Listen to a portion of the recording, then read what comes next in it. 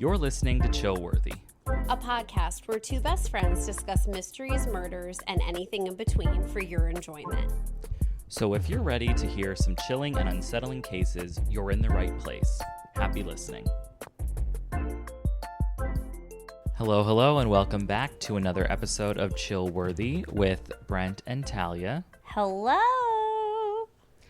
Hope everybody is having a great day. How's your day going? It is going very nicely. Thank you for asking. I see you have your big vessel of water with you. I was just about to bring that up. It's at a nice, crisp temperature. Fully locked and loaded with my ice. Okay, well. Speaking of, how is your new ice? Couldn't be more perfect. Right. Is your ice machine pleasing you? The new one? It's quite pleasing. Good. Yeah, it's good. I mean, it doesn't hold as much water, but other than that, no complaints. Smooth sailing. Yeah. Yeah.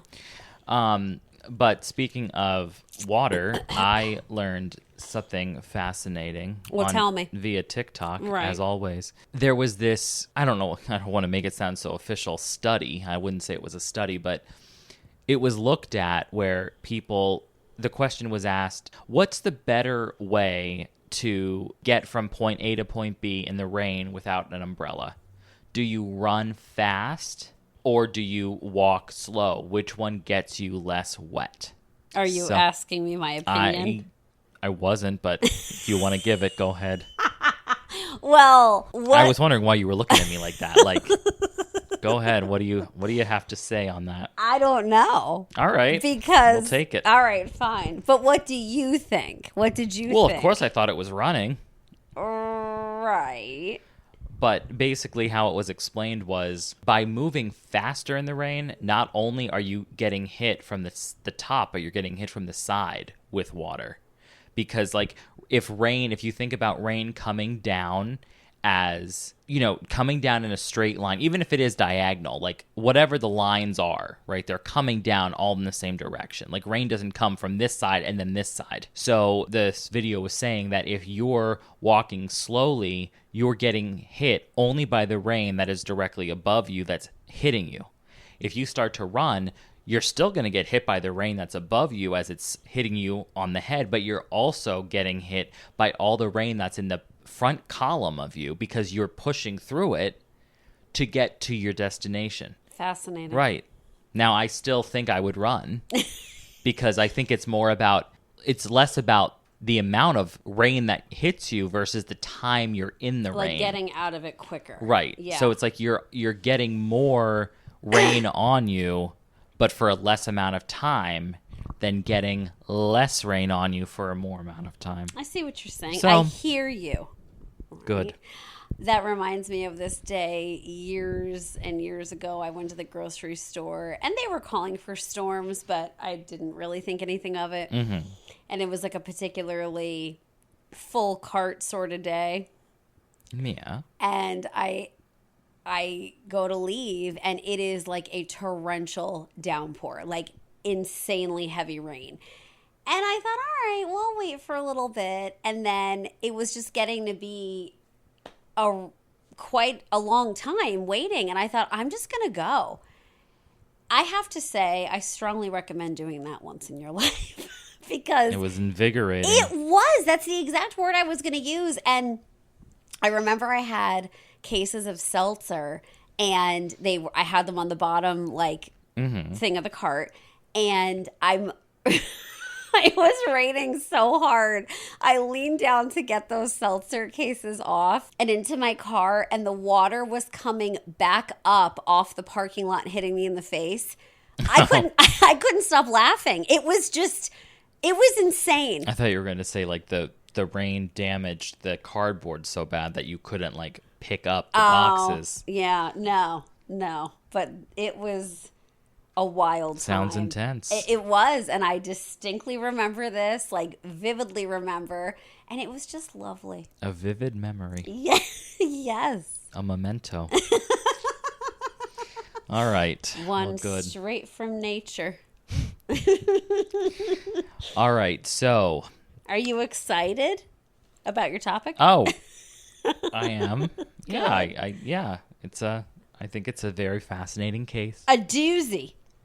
And just also to make mention, because it's official, like once we closed the last episode, it became official. You know, we've reached over 10 episodes now. Which is bonkers. So congratulations to you. Congratulations to you. Kudos. America thanks you. Do they? I'm not sure. The world, maybe, depending on who's listening. Right. But no, that is cool that we made it to 10. Oh, absolutely. We weren't sure, so as we continue onward and upward we go. Absolutely, man. Where we stop, nobody knows. All right, so to jump in to this case, typical disclosure, lots of stuff on the internet. So did my best to see, but there might be some conflicting information out there.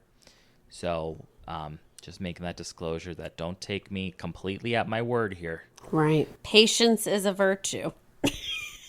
Unrelated statement, but it is. It's related. So Like, I'm just followed it up with a bird in the hand is worth two in the bush. as the crow flies. Is that one? Is it that one? It's something. Isn't it? I mean, it's something. All right. Here we go. Oh my God. Okay. All right, so this is going to be the case of Marshal Iwaas. This case it happened in 2019, and it happened in Canada, which, you know, Canada just amazes me because it's right next door, but yet we know nothing about it. Well, you and I don't know anything about it. That's what I'm saying. Oh, correct. Like, it's a huge freaking country. Oh, it is. Yeah. And, I mean, I don't know anything about it. I'd like to go there.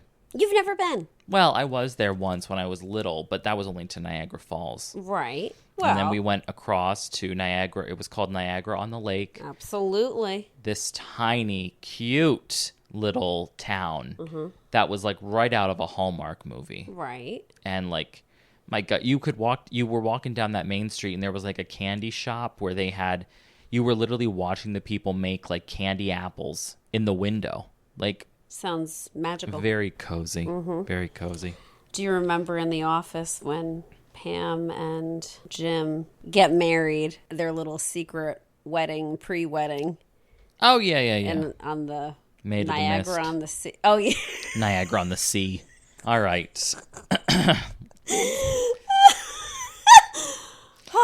All right, back to this. Okay. 2019, a Canadian college student, Marshal Iwaas, he returns home for a family visit. He stops by a storage unit before heading back to his apartment. Storage unit.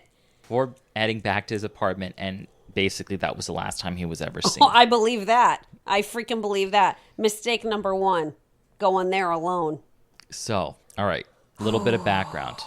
So, Marshal Iwaas was born on January 3rd, 1993. 1993. Oh my God, Thora Birch. Hocus pocus. If you know, you know. That's another glossary term that we use. Yeah, we should The log way it. Thora Birch says to them. Wait, what year is it?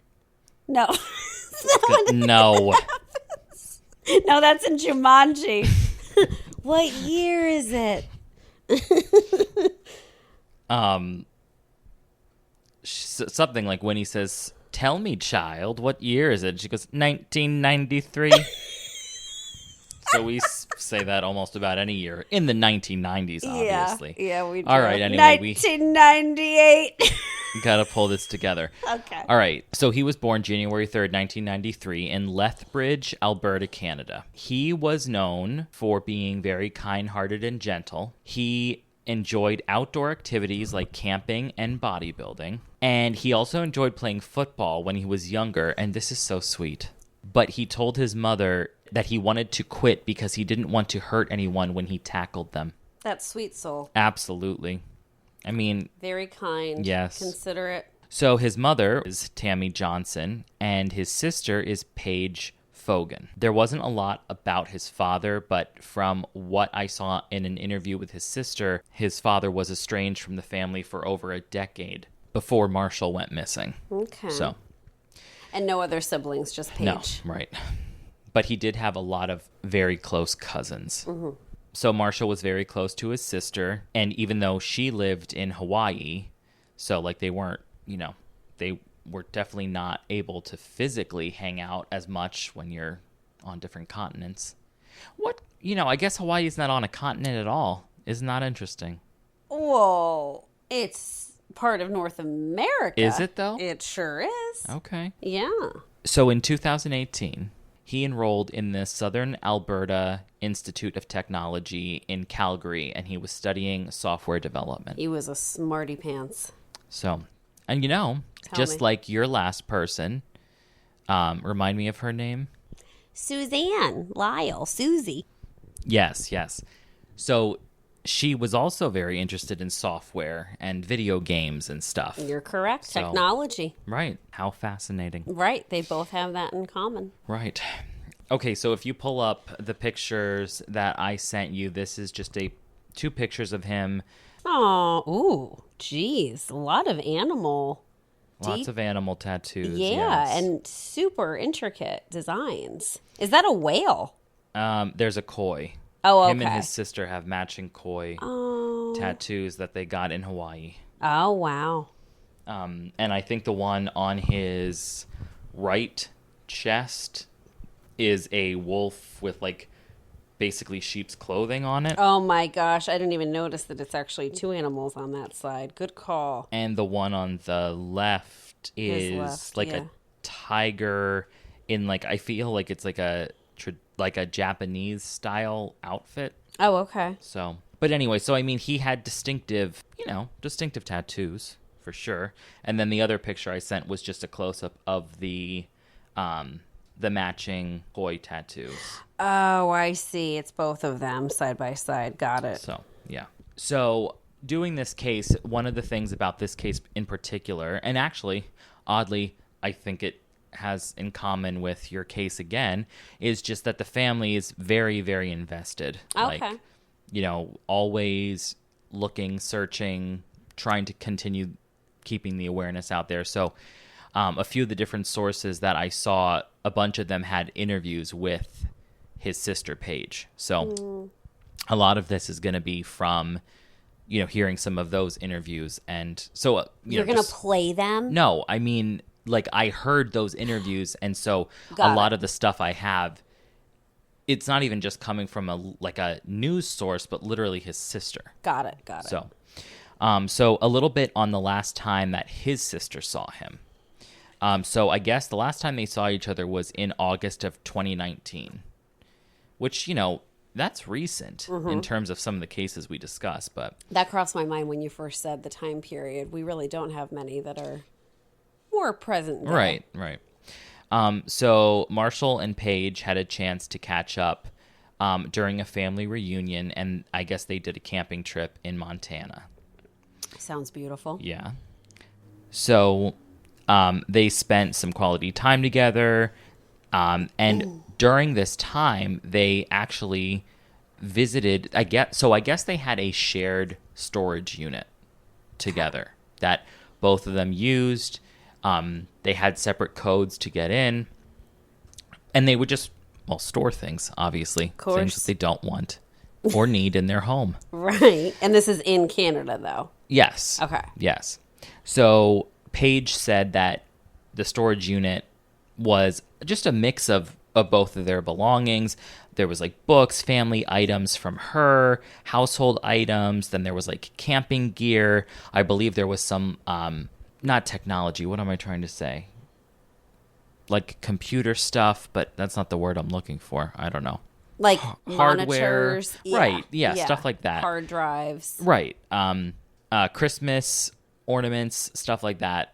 So real mishmash. Right. I'm just saying it wasn't just one or the other. They just were sharing it. Right. So, so before heading back to Honolulu that August, Paige left some items for Marshall to store for her. And so she, at that point, she was under the impression, as well as her family was under the impression, that he was going to return to Southern Alberta Institute of Technology in the fall. But she said that he kind of avoided answering questions about school. He'd mention things like in his field, sometimes a degree wasn't really necessary, and she felt he was kind of hinting like he might not go back, but nothing was actually confirmed, but more like he was just kind of prepping her for that possibility. Right, that news that like, hey, I might drop out or something like that. And I remember in one of the interviews I heard, she said like he wouldn't lie, but he might just not say something. Omit some things, yeah. So anyway, it wasn't actually until Marshall was reported missing in November that his family discovered that he hadn't gone back to school that semester. His sister describes Marshall as a private person. And like I said, she said he wouldn't lie, but he would definitely avoid certain topics if he didn't want to talk about them. And then I guess a direct quote from her is that she said, I know for certain he wouldn't want to lie to me. He wouldn't lie to me. He would avoid it, though. That's the difference. He wouldn't lie, but he would definitely avoid talking about it. So these insights from Paige on Marshall's character just kind of give us a little bit of a glimpse into the state of mind he might have been in before his disappearance. Like, things were up in the air. Was he going to go back to school? Wasn't he? Was he stressing out about something, whether it was literally school related or not, but just something that might have been getting in the way? Right, like a lot on his mind. Right. So we're at November 15th, 2019. This is the last day that the financial trail of Marshall is around. Like he doesn't use credit cards or anything after March 15th. I thought you said November. I'm sorry. Yes. Yeah. November 15th. Okay. And so, he hadn't disappeared on November 15th, but that's the last time that there's any type of paper trail for him. November 17th, 2019. This is when, so currently Marshall was renting a basement unit with a family in Calgary. And he basically had spent the day doing laundry and kind of like cleaning up the apartment. So that evening, though, Marshall drove his car, which was a dark blue 2009 GMC Sierra truck, to his mother's house in Lethbridge to help her with a computer problem. So he was getting ready to leave, and it was around 11 p.m. that evening. He said that on the way home, he was going to stop and get something from this storage unit, and then he was going to go back to Calgary and go to school. So Marshall was at the storage unit at around 11:30 because he tried his access code, because like I said, Paige had a different access code than he did. And I assume there was also surveillance cameras. Which we will get into in a second. Okay. But he tried to gain access numerous times throughout the night. But so from what I gathered, this place used to be a 24/7 place, and then somewhere along the line it changed. So it closed at like 10 or 11 at night and didn't reopen until 6 the next morning. And but he did not know that. this. Got it. So when he got there around 11:30, he tried a few times and it did not, let him in, right? So the surveillance cameras confirmed that he attempted to access the storage unit multiple times that night but failed. So after those failed attempts throughout the night, he didn't go anywhere. Like, he just stayed there. I wonder what was in there that he needed so badly. It had to be something for school, like that he wanted to either bring with him or give to somebody else, you would think, like especially that there were computer but he wasn't items. in school anymore. Oh, I thought you said he was going back to school then. That's what he told his mother. But that's what I mean. They found out once he went missing that he had not returned that semester. I forgot you I think. said. So, right. Anyway, finally at 6 a.m. the next morning, he was able to access his storage unit using his code. It's insane that he just stayed literally outside. Or was this a place? Well, he might have slept in his truck. I don't know. True. I mean, I don't think he just stood at the door. Right. But yeah, Did not leave the premises. Right. Or if he left, he was back right at 6 a.m. So, and he couldn't have driven all the way back to where he was going and then come back. Like, that wouldn't make any sense anyway. Right. So once he finally gets in at 6 a.m., it's shown that he stays inside for 2.5 hours, which obviously one has to wonder, what are you doing in there for 2.5 hours? I mean, reorganizing, I suppose. But what a time to... What would prompt it? Like, it's not like they wanted to get rid of the storage unit that he and Paige were talking about discontinuing its usage, and he didn't say anything to her ahead of time that was his plan. Her stuff is in there too, so you would think she would need to participate in any sort of like reorganization effort. Yeah, and I don't think that was anything he was doing, but right. So, but this, so basically around 8:30ish in the morning is when he left. And this is the last confirmed time that anybody would have known his whereabouts. And sighting, like no one saw him either in person or a surveillance camera after. Right, no one know. And I don't think he was actually seen on the surveillance camera leaving. I think it was like noted somewhere in terms of like, oh, the door opened again. Because the cameras get deleted every 7 days. Oh my God, these places that do that. Yeah. So I'm assuming it was something where it's like, okay, he put his code in. It was 6 a.m. Nobody else was there. Maybe nobody else came before 8:30. So like the only person who could have left when the door would open again and like there'd be a record of the door closing and opening would be him, is what I'm thinking. Because how else would they know that he left at that time if they didn't have the camera to say it? Right. So, but it is important to note that nothing that Paige was aware of was removed from the storage unit. She went through the inventory multiple times and found nothing to be out of place, like what she thought used to be there all of a sudden wasn't. Yeah. Or something like that. So obviously those questions that arise from this are like, what was he doing that entire night he was waiting to get in? Like, and I think you had said what was so important to get. Right, to not leave, the persistence in getting in there. Right. And then, and the other thing was, like, he was not far from his mother's house. And didn't go back there while he waited. Right. Which I understand if he said he was going back to school and stuff, then he, if he was like, oh, actually, no, I have to get into the storage unit, like, would that mean he was going to be missing class the next day? And, like, that would look weird. Like, I don't know. Right, not, like, help his story. Right. But, I mean, it's just he was definitely close to his mom's house compared to where he lived. Right. And could have gone back there if he wanted to. Right. And then just the bigger thing about what were you doing in there for 2.5 hours? Because, I mean, storage units are not very big. Exactly. So anyway, that was the last whereabouts of him, like, concretely, I guess. So then we jump to November 23rd. And if you will... No, you don't even need your phone right now. Oh, okay. You don't even need it. All right. Not at the moment, soon. But I was going to say, if you will, just imagine with me for a moment. I shall. That we're going to travel 14 hours by car from this place to something called, and I doubt you've ever heard of this, but maybe you have, the Brian Waddington Hut. I sure have. Oh. I'm kidding. Oh. Joke, son. You almost impressed me. What a feat.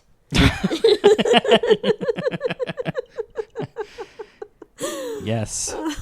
Okay, so the Brian Waddington Hut, it's because it's with hikers. That's why I thought you might have heard about it. Thank you. Right. You're welcome. But you decided to make a mockery out of me. But that's fine. Did. So it's an alpine hut located in the coast mountains of British Columbia, Canada. And this hut is managed by the Varsity Outdoor Club of the University of British Columbia. And it's a hut that's situated near Felix Creek and Upper Lillooet River. And basically what it does is provide access to various hiking and skiing routes. So the hut is very well known for its scenic views, including picturesque lakes and rugged mountain landscapes. And the hut is primarily used by outdoor enthusiasts for activities like backcountry skiing, hiking, and mountaineering. So it pretty much like serves for a base for these people to kind of like take refuge. Right, they need shelter for a brief period. Yes. Yeah. And it's equipped with basic amenities to support like people that are on multi-day trips. Okay. So now you can open your phone, and if you scroll down, there's going to be like a really long link that will take you to the Google Oh, I was hoping. I want to Earth of see it. this, which is, it's in winter, but you can just tell the type of area that it's in, like very desolate and beautiful, may I add. And you said, ooh, yikes. And make sure to 360 because you will Oh. see the hut then. I am. Oh, there it is. Oh, not at all what I was imagining. I thought it would be like no walls, no door. No door? Yeah. I thought it would be like sort of this exposed, like I'm thinking of huts around here on hiking trails, and they're like, I don't know what a lean-to is, but it makes me want to use that term. Like just, yes, there's shelter. Well, I think this was like designed, because I mean, This is like a cottage. Right. Canada is, it's frigid. Right. And I think it's designed for like literal, like survival. Like, hey, get in here and get warm. I don't know. Yeah. Real quick though, when you started this off of me imagining with you, oh, I found a picture of it not in winter. Mm-hmm. It's actually pretty big when you think of it. I think I read it can hold 40 people. Oh shit, I wouldn't have thought that many though. But I also believe that you need to like not call ahead. Right. I was going to say not necessarily reservations, but like you have to like say you're going there. Right. But when you started this, you were like, imagine a 14-hour drive. So are you saying that he left the storage unit and went here? I'm not sure what I'm saying. All right. Yeah, but no, so the point was that 14 hours away, 750 miles away from where he was last known to be. Yes. Is this hut. Okay. On a trailhead not far from this hut, but I could not get the actual Google Earth of the trailhead where I guess this was.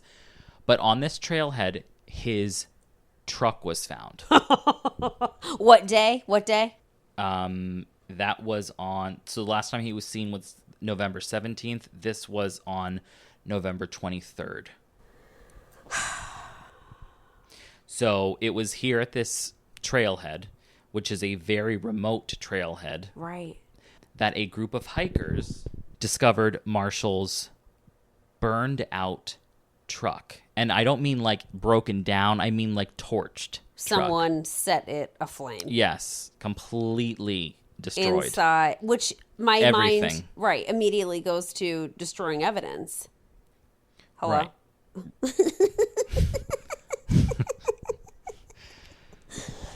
Yeah.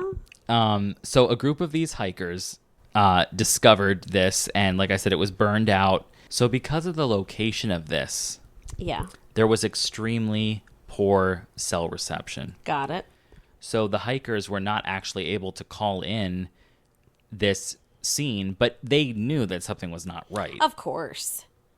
I mean, in the middle of the woods in this random truck, and they said it still smelled like it had been burned not long ago. Mm-hmm, mm-hmm.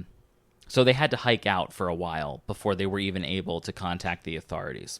And so, like I said, this was about a week after the storage unit happened. So these hikers took photos of the truck and the various items that were scattered around the scene. And some of these items were some smashed phones, and I guess they were linked to being Marshall's. I don't know if he had multiple ones or something. There were lots of clothing thrown all over the place. There was an Xbox, a PlayStation, and an expired passport. Was it his expired passport? I think so. Now, his sister says that he, to her knowledge anyway, had no connection to this place. What about the items like the video game consoles? Did she say that, oh yeah, those were actually in the storage unit? No, not everything belonged to him. Okay. But she said he had no connection to this place, and she didn't think he knew anyone in this area. Because, I mean, 14 hours, like that's not just, 1 or 2 hours down the road where like you might have made a friend from school. Like Exactly. That's a while away. It's like randomly specific, and also though makes me think it's more like a destination kind of place, like to say he didn't know anybody in that area. Like it's a travel location, like you're setting out to go there on a trip for the purpose of skiing, hiking to see these views. Like you're not just ending up there by accident. Right. And it gives me the vibe I don't know if he was taken there against his will, but that he was certainly not alone. I mean, that sounds like a pretty good assumption, but who knows? So it was also determined later on that parts of Marshall's truck, which he had just recently paid off, were missing. So it's possible that somebody kind of stripped some of the things off of it. So his contact lenses, contact solution, a Mountain Hardware Scrambler 30 backpack, his school laptop, his wallet, and it says believed to be a Nixon wallet with a screen spot for a license, and his most recent phone, a pearl-colored Samsung Galaxy S6, were all missing and never found, so they were not there at the burned-out truck. So then I found the Facebook post, because one of the hikers posted on Facebook that said, like, hey, I had this crazy experience today. So James Stark posted on a touring group, and he said the following: had a crazy experience this weekend trying to get to the Brian Waddington hut. We took the 4x4 trail all the way to the trailhead, and when we arrived, we came onto quite a scene. There was a burnt-out pickup truck that smelled very fresh. In addition, there were possessions thrown all over the area, including 2 passports, 3 smashed cell phones, a smashed laptop, ID cards, toiletry bags, and clothing. It felt like a crime scene and had a very eerie feeling. We turned around and left, deciding not to hike to the hut with a fear of walking into something. Then he put in parentheses, obviously our whole group was thinking about the Canadian manhunt from the summer, which I guess something was going on there. I don't know. Oh, wow. He continues by saying, we called the police and reported it. I thought the community would like to know before anyone drives 4 hours to this trailhead only to be turned around. So, which just goes to show, like I said, this is a very remote trailhead because it takes 4 hours by four-wheeler to get there. Between how difficult it sounds once you're even there, but right, what you're saying, to even get to it, and I feel like most people don't know about it. Like, if you know about it, you know what the hell you're doing, and you're part of this hiking community, outdoors person community, and have the skills, because it sounds like it would be very difficult, and just, there's so many steps to this. If you could pull your phone out, there is a picture that I put, the next down of the Facebook post, but it includes pictures. The truck. Oh, I don't really want to see the truck. I feel like it's going to be horrifying. Is it a link or it's just on here? It's just on there. Oh, it is? Oh. Well, my mouth is gaping open. This, obviously I knew it wasn't good, but this truck is gutted. I mean, gutted. And that crime scene comment he makes is spot on. And I said what I said, like, earlier. I feel like it's an attempt at destroying evidence. The damaged cell phones and, did you say laptop? Make me think, like, what the hell were on these pieces of, like, all of these electronics? Again. That's the word I was looking for about 15 minutes ago. When I said technology things, electronics. Right. Someone is trying to destroy, I don't know what is on all of this stuff. And another thing I thought of, I know the sister's saying he had no connection to this place. Like, what the heck is he doing there? Where would that have come from? But it makes me think, like, they didn't even know about him with school. Right, like, of course. He is keeping some stuff under his hat, and who knows what was truly going on that he didn't want them to know. And for all we know, this was a nice trip to go on. Do you think that he was maybe, I know she said there were no items missing from the storage locker. Thank you. But do you think he was trying to maybe get some stuff out to sell it for like money maybe? But then I'm thinking if these game consoles, maybe like you said, it didn't sound like they were his, but whoever maybe was with him and they were their items that they wanted to sell them. But again, they're showing up at this place with these items on this hiking trail where these mountains are ginormous. This is a super deserted area. So much of it is... It just doesn't make sense. Mm-hmm. Now, can I ask quickly? I guess. Thank you. Passports, they were both his? I don't know. And I don't know if they were both or just one. Okay. But I mean, one said it was an expired one, so I guess. Yeah. Maybe good call. it was expired and current. Yeah. And clothing. Male clothing, female clothing, outdoor clothing. His clothing. Jammies. Like all his. From what I read, yes. And appropriate for if he was going to be on these trails, or random grab bag that he had on a normal weekend in civilization that he wouldn't need such like layers, coats, hats. I wish I could answer that for you. I truly do. Okay.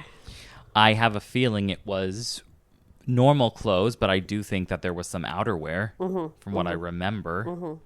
So after these hikers reported the discovery, to the Royal Canadian Mounted Police. The Mounties. Again.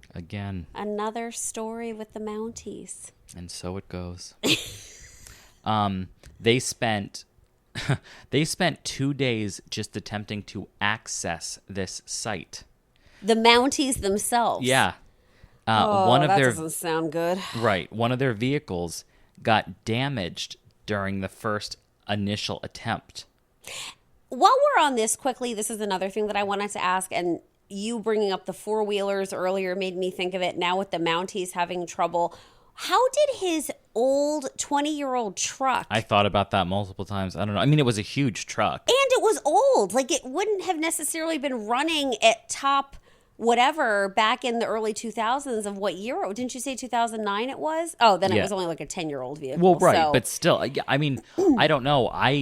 The way that everybody describes this like trail is that you don't go unless you... Well, I read one place where it said 4-wheel drive. The other thing I read was like 4x4s. Like four-wheelers. Right. Yeah. But I mean, unless it got dropped there by a helicopter, he had to, or not he, but somebody had to take it there. Right. So right. I don't know. Yeah. So they finally arrive on November 25th. And they take more photos of the scene. So now we're at November 26th. And Marshall's mother and sister are actually in Hawaii. This is all happening through Thanksgiving. Based off the dates, it had to be. Because it's in the 20s right. in November. Right. I mean... Horrifying. Do Canadians do Thanksgiving? They do Boxing Day. It's the day after Thanksgiving. All right. I've been in Canada for Thanksgiving celebrations. Well, excuse me. Yeah. All right. You're just a wealth of information today, aren't you? All right. Anyway, so they're in Hawaii, and they're notified by the police. Well, no, I'm sorry, not notified. They're asked by the police if they knew where Marshall was, because they were told that his car was found and he was unable to be located. So another quote from his sister was that she said, "I didn't realize how crazy it was, like how burnt out," which meaning the truck was, "and I don't think I ever imagined that. But we definitely knew it was weird for his truck to be there without him." Right. So his sister's initial thought was that Marshall's truck had been stolen, and that Marshall would probably find out about this soon if he didn't already know. So she immediately calls his friends and cousins, because like I said, he was very close with a bunch of his family in Lethbridge, to see if anybody knew where he was. And Lethbridge is a pretty small place, so she said that Marshall's family immediately began searching for him there. But nobody could find him, and they couldn't find anybody who had even talked to him recently. And they also could not figure out in the slightest why Marshall's truck would be over 750 miles away in a place that he'd never been before. So that day was the official day that he was reported missing. So now we've got November 29th. So within 3 days, the Facebook group Find Marshal Iwaas was created by his family to basically ask for anybody for any more information, if they had any.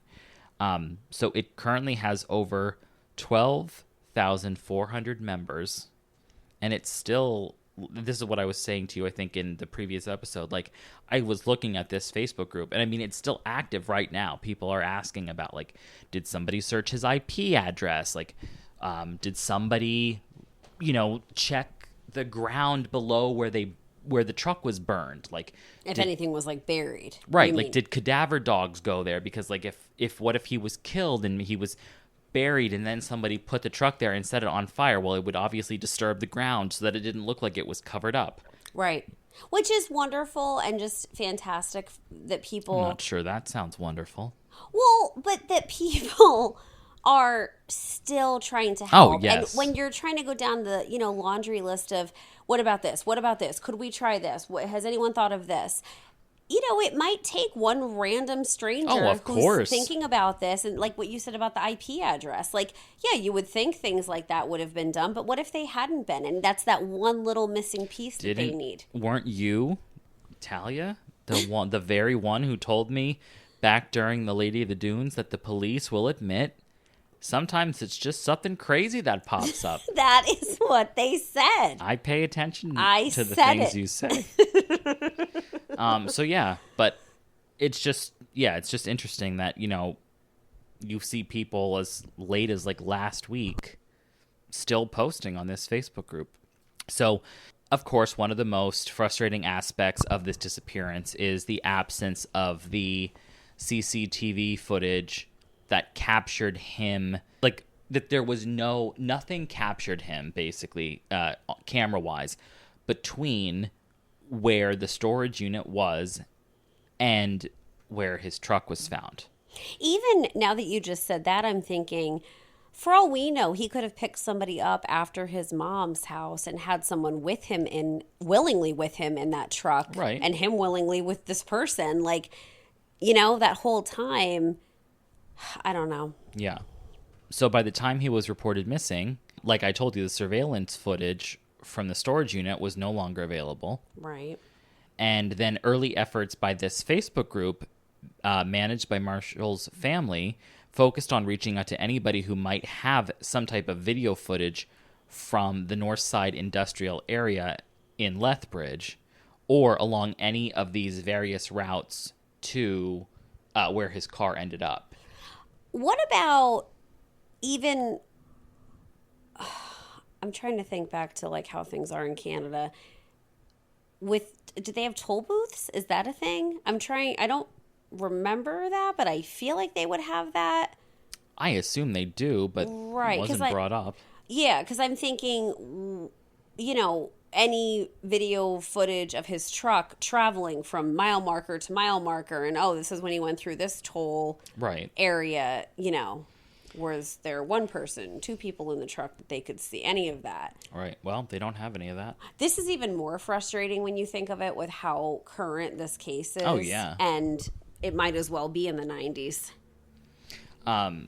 So like you were saying, though, the lack of visual evidence coupled with the fact that Marshal's financial records were done on the 15th. I forgot about that. So, and I mean, you're driving 750 miles. You're going to need to get gas multiple times. Good call. I didn't even think about a gas station and a big truck like that eats gas. Right. Yep. So that also like raises these questions about like who actually drove Marshal's truck, because maybe somebody else was the driver who was using their card at all these gas stations. Good call. So another very fascinating thing here, besides the fact that there's no pictures from him moving from point A to point B, this other fact also involves pictures. So I told you that the hikers took pictures of the crime scene when they got there. Then they reported it to the police. The police show up 2 days later. they take pictures of the crime scene. There are discrepancies between the two pictures that show that things are not the way they were when the hikers were there versus when the police showed up. I mean, do you think other people who were passing through this hut, not that you should have done this, not that they necessarily knew this was a crime scene, even though you're seeing this completely burnt to a crisp truck and something is clearly not right. And like those hikers said, it totally had the vibe of a crime scene. But also, depending on, I don't know what you're going to say was missing, but if it was clothing or who knows what, if people, not that they should have, but if they took some things to like literally help themselves as they're out in the elements. Well, yeah, I mean, I don't know how much traffic they had True. going past this place. Right. I mean, if it took the police 2 days just to get there, but yeah, you're right. I mean, who knows? But so the discrepancies with these pictures basically were that there were some missing, moved, or damaged items. So in one picture, it appears that a phone and some other belongings were carefully placed on the ground. But then you see other pictures where they're not there at all. Gone. Like from the police. So like there are literal like objects, maybe A, D, and Z missing are not there anymore when the hikers had originally taken the picture. Yeah. And it's like, who the hell was there in between those two times? But like you said, I mean, sure, I guess it could be various hikers just passing through. Right. All right, so initially, the family believed that the gaming consoles found with Marshall's truck were his. However, when his sister visited Marshall's house in Calgary in January of 2020, she found that his Xbox and PlayStation were still there. So then they weren't his. Right, not even his things. Well, these things. Right. So she realized that the ones at the scene did not belong to him. So the owner of these consoles found with Marshall's truck still remains unknown.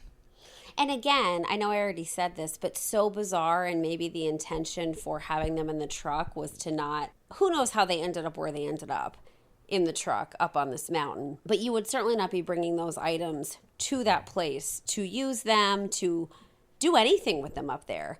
You're right about that. So I'm thinking, what was the intention? I mean, what else would you really do besides try to sell them? If you, right. You know, like... But then, why the hell are they all why wouldn't you take them with you if you wanted to sell them? Why are they all damaged and burned up in a fire? Isn't there a way, though, with gaming consoles that you can, like, go on the internet or not just to play the games, but that you can... I feel like there's other things that you can use them for. I don't know what I'm talking about, clearly. But I'm wondering in terms of, like, history and what's on them, is that why they would also want to destroy them? Like, somehow that there's something valuable evidence-wise. I don't know. I can't imagine what. So 7 months after he disappears, another strange thing is that his car was missing. I know I said it was missing some parts, but one of the things in particular was the steering column, and the police confirmed that they did not remove it. So, of course, me being a car guy, I knew exactly what that was. I have no idea what the hell it is. Can I guess? Sure. I don't know how you would remove this, but I was going to say, is it whatever the steering wheel connects to? But I think. How the hell would you even remove it? Right. That's solidly in the car. So I did look up what it is, and it said the steering column is a crucial component of a vehicle's steering system, connecting the steering wheel to the mechanism that turns the wheels. And it houses several essential elements, including the steering shaft, the ignition switch, and various control modules for features like turn signals, windshield wipers, and sometimes airbags. So then I started to look up, like, well, is this something that's commonly stolen from cars? Like, is it an easy removal? It is definitely not an easy removal from what I learned. But so I found out that while it's not typically the primary target for thieves, the steering column can be tampered with during vehicle theft, and thieves often break into the steering column to access the ignition switch and start the vehicle without a key. This is more common in older vehicles where the ignition system is less sophisticated and easy to manipulate. Which that would have been an older car. Right. Check, check, check. So then I asked, how easy is it to remove a steering column? And, I mean, you have to disconnect the battery, you have to remove the steering wheel, you have to access the column fasteners, you have to disconnect electrical components, and then you have to unbolt the steering column. So because of the complexity of this and the need for multiple steps and tools, removing the steering column is usually performed by somebody who has a good understanding of automotive mechanics rather than just your average car thief. And then the last thing I wanted to do was find out why somebody would want to take a part of this vehicle. Like, to take that part of this vehicle.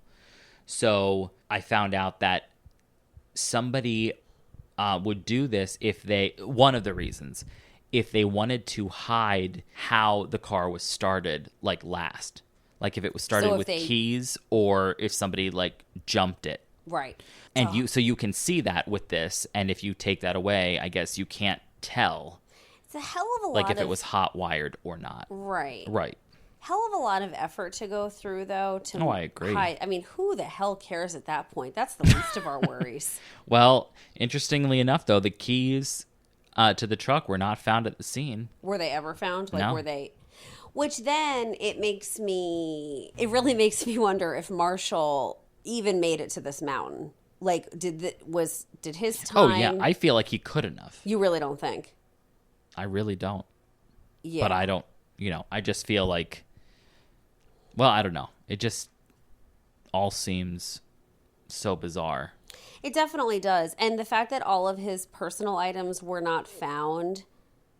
Maybe they burned in the fire, but his passport was still there. Could that have been in the glove compartment of the truck?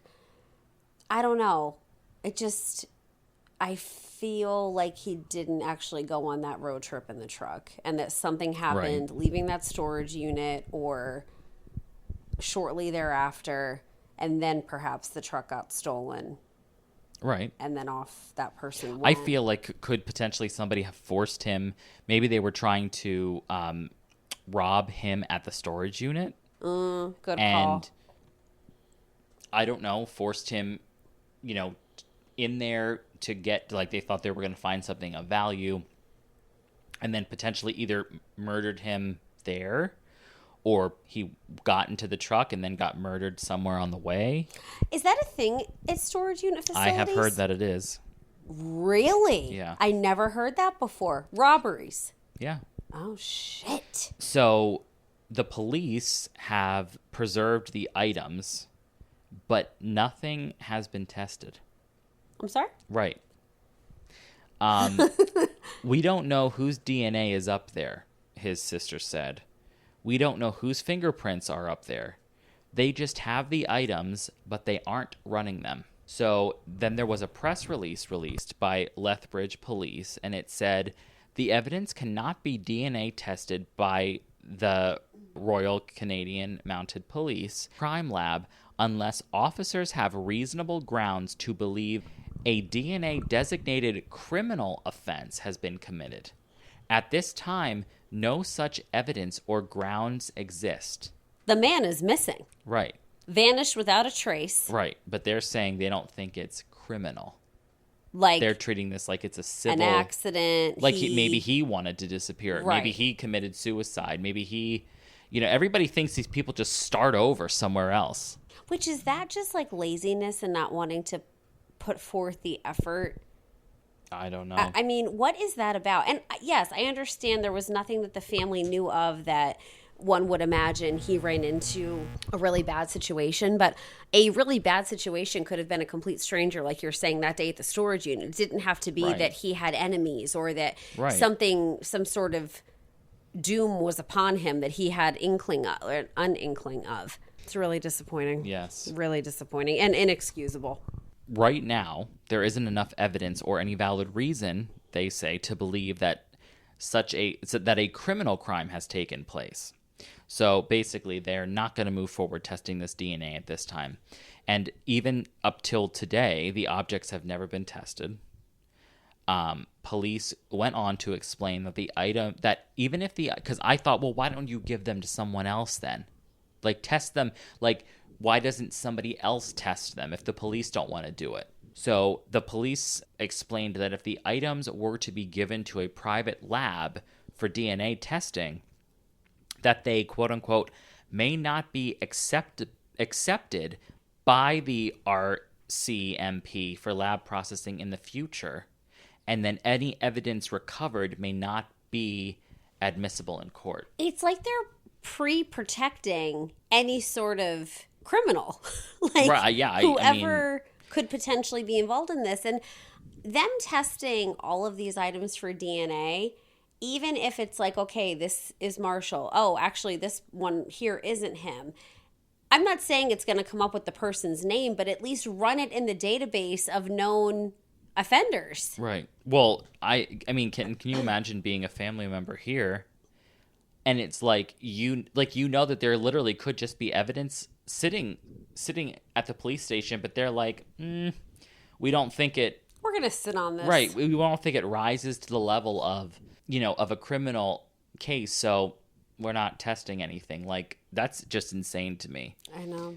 So when Marshall's disappearance led to several key actions by authorities and his family. So the border was alerted, and it was confirmed that Marshall never, legally at least, entered the United States. The Canadian pawn shops were checked, and extensive searches by his family and by the police and private investigators found no trace of Marshall or his belongings. The initial search was suspended on December 4th of 2019 due to snowmelt, and the investigation was transferred to the Lethbridge Police Service. Now we're jumping to May 22nd, 2020. Cadaver dogs searched the truck site and the surrounding area, but they found nothing.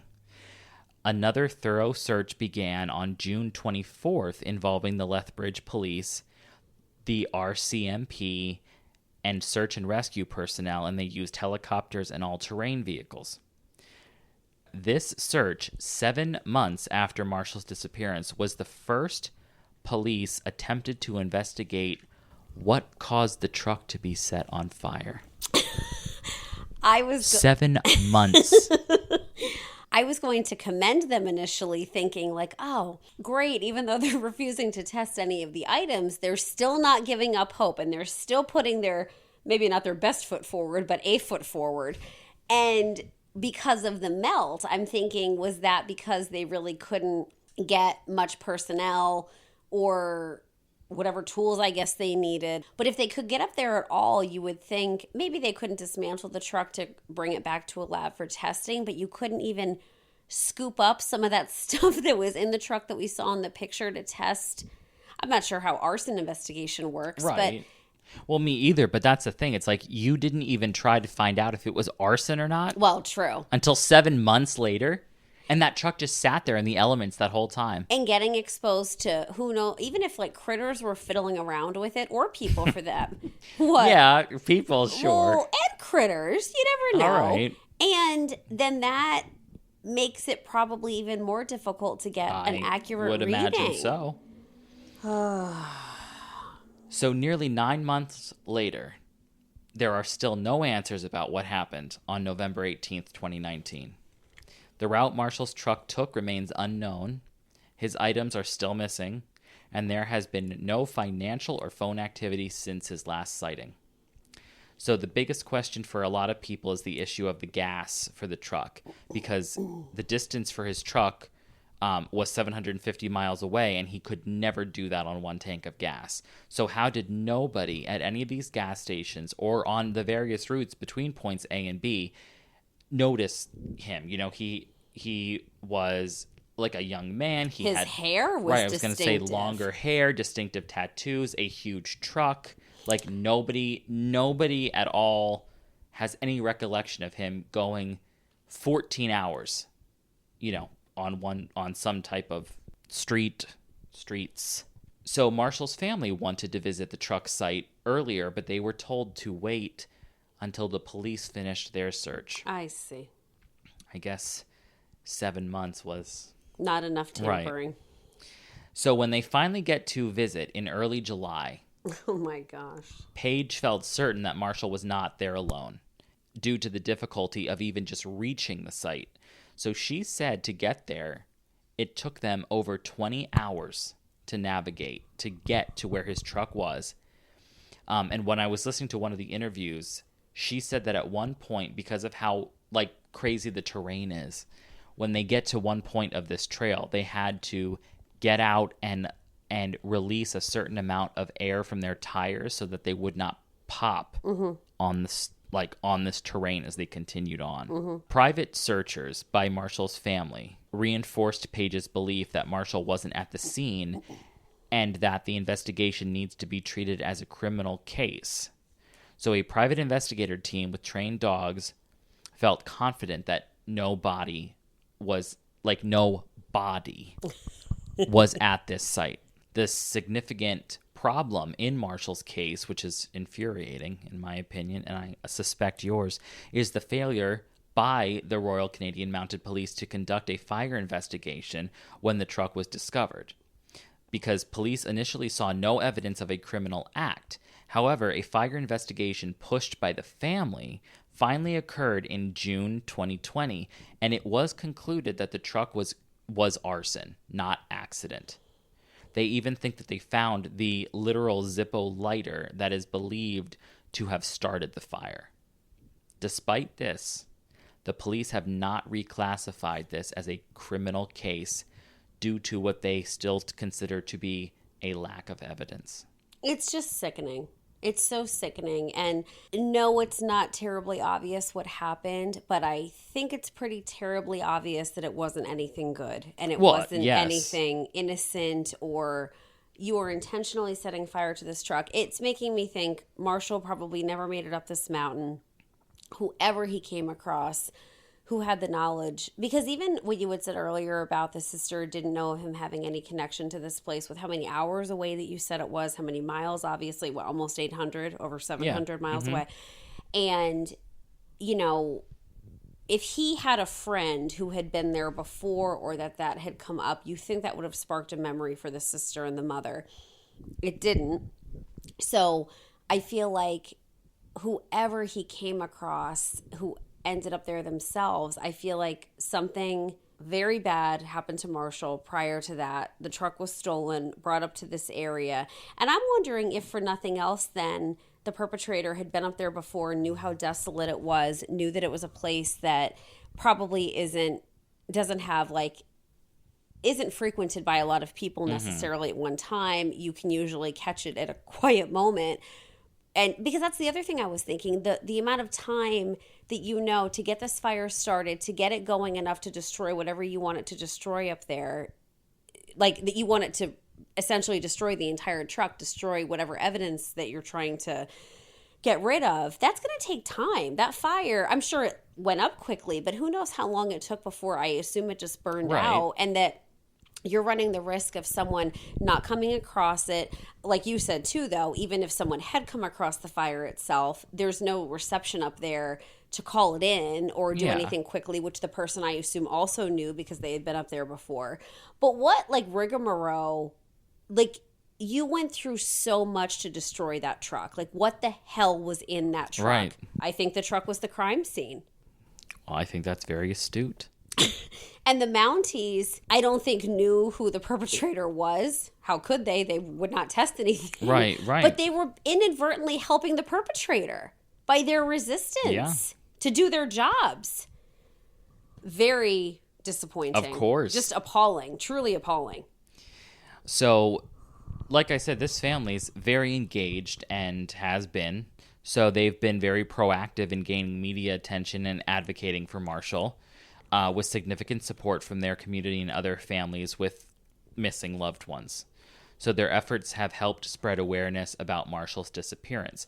Now, here is an interesting connection. There is a connection between Marshall's disappearance and another missing person case by the name of Daniel Rios. And this remains an area of speculation, but of course has not led to any conclusive results. But both cases involve some intriguing overlaps. 3 days after Marshall's truck was found, where it was burned, Daniel Rios went missing from Squamish, British Columbia. Items found at the site of Marshall's truck were identified as belonging to Daniel. Yes. Now, this next part, of course, cannot be proven at all, but... I thought you were going to say cannot be repeated. I was going to say, well, a lot of people are going to be hearing it. Just between us. A witness reported seeing both Daniel and Marshall at an unidentified third person. I was just going to say. At a bar. Oh, God. Raising questions about this potential link between their disappearances. I feel like that's it. This is it. I mean, so then it wasn't Marshall and one other person. It was Marshall, this other poor soul, Dan, and then this third person who had the knowledge of this area. Somehow Marshall's truck was selected as the vehicle of choice. And shit. Mm-hmm. No, wait a minute. I'm waiting. We know the time of this bar visit in relation, because I'm thinking, did he go to the bar when he couldn't get into the storage unit? He left the storage unit, went to the bar, went back to the storage unit, and whoever the hell was at the bar, and they're making friends, and then this person could have followed who knows what. Oh my God, this is deeply disturbing. Well, it was said that Daniel, because Daniel didn't disappear until 3 days after the truck was found. So this was... Reported missing or disappeared? Say that again? Reported missing or disappeared? Sadly, that didn't help me even the second time. People did not see... After Marshall's truck was found, people are still seeing Dan, or come to think of it, we haven't seen Dan, but we're just going to report it right now. You know what I'm saying? I think that after Marshall's truck was found, Dan was still out and walking about amongst people. Confirmed. I'm pretty sure I read that. Got it. And then disappears 3 days after the truck was found burned. All right. But you said these items of Dan's. Right. Well, now I'm even more confused. But the thing is, who the hell even knows, with the way that the police were doing things, if they even knew whose items they were before Dan disappeared? You know, it's not like they found the truck, immediately recognized these as, hey, those are Danny's. Danny's, boy. Danny's technology. Right. So... I mean, he could have disappeared before the police were even looking for him. Hell yeah. To ask him any questions. Absolutely. So anyway, as of 2024, right here, right now, there have been no significant updates confirming a direct connection between the two cases. The ongoing investigation has yet to uncover any definitive evidence linking Marshall and Daniel beyond the coincidental findings. Well, that's one hell of a coincidence. And the witness statements. But both families continue to seek answers and hope for new information that might shed light on these disappearances. The last little thing I have are just two potential theories as to what happened to them, and nothing otherworldly this time from me. Okay. They're just based in reality. All right. So the first one, I don't know if you had mentioned this way back in the beginning of the podcast, but so some people speculate that like he could have been involved with drugs. I don't know if I said it, but I was surely thinking it. Alrighty. And that maybe he got into some kind of trouble and, you know, that somebody decided to take him out or whatever. Or maybe he was stopping at the storage unit to get something. You said to sell, but you weren't saying for drugs, but maybe he owed somebody money or something like that. Well, I feel like not necessarily a bartering system, but to sell those items for money for drugs, or yes, to pay somebody. Like, I just feel like things were not on the up and up. Right. Well, yeah, I'm not talking about a trading post, you know, in Alaska. I do agree with everything you just said. They were in Canada, not a Alaska. bartering system. Fine. I just think odd behavior, and I keep going back to school. He's not in school anymore. That's a big thing to not only not tell your family, but you are actively keeping it from them. And you're also you're not exactly just omitting it anymore. You're telling her you're returning that evening. Like, you're claiming you still live there. Like, well, maybe he did still live in. I think the apartment was close to the school. Oh, the basement situation with the family. Which I think goes back to how his sister was saying he will like omit things, but not necessarily outwardly lie. So yeah. And I have to, give the sister credit. I mean, she said she's open to all possibilities. Like, just because she doesn't think he had anything to do with drugs, like, she's not saying, oh my God, like, never. He would never do that. Right. Like she's not ruling anything out. Right. She wants God love her. Any angle she wants that investigated. Yeah. So I commend her for that. Absolutely. The police have found no evidence at all that he was involved with any type of drug dealings or anything like that. Well, the Mounties don't seem to be losing sleep over any of this. I mean, not their biggest fan right now, dare I say. So, and then the last thing is, and I guess this is why the police still refuse to do anything criminally, is that some people believe that he just wanted to take his own life. So they're just saying he committed suicide.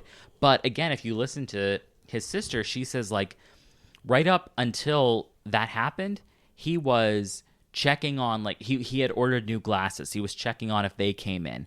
He continued to order, like, his normal prescriptions from the pharmacy. Like, he was doing things that would lead you to believe that he wasn't planning on never having to wear glasses again, never having to take his pills anymore, like, things like that. So, but I'm thinking, like, if the police have this suspicion that he wanted to commit suicide, so he takes his truck, goes out to an extremely remote area. Almost 24 hours away. Right, 14. That he has no connection to, that it has no meaning for him, holds no meaning for him. Right. Gets there, sets his truck on fire, spreads out some of his stuff, and then just walks off into the woods to perish. I don't know. But that's that's all I've got to say currently about this very sad and frustrating case. You did a phenomenal job on this, can I please tell you? You certainly can. Researching so much information. You were on it. Well, and thank you. I commend you. All right. Well, everybody, we're going to wrap up because Talia's got to run out of here. So thank you so much for tuning in to another episode of Chillworthy. We're always grateful that you join us. We are. Yeah. So, as always, stay safe and stay chill. Bye. Bye, everybody.